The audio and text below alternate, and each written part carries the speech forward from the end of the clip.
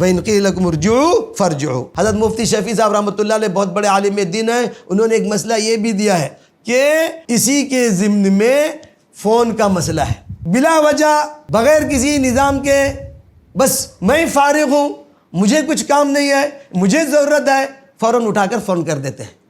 دیکھنا چاہیے اس وقت اس کے آرام کا موقع ہے، وہ اپنے کام میں ہے یا فارغ ہے، سوچنا چاہیے۔ ایک مرتبہ فون کیا، گھنٹی پر گھنٹی بجا رہے ہیں، بیل پر مطلب فون پر فون کر رہے ہیں، وہ نہیں اٹھا رہا ہے تو اس پر تنگ کر رہے ہیں، مجبور کر رہے ہیں، یہ بھی اسی حکم میں آتا ہے۔ کسی کا فون آئے تو آدمی کبھی ارے جس سے بولنا نہیں چاہتا اٹھاتا نہیں ہے، ٹھیک ہے،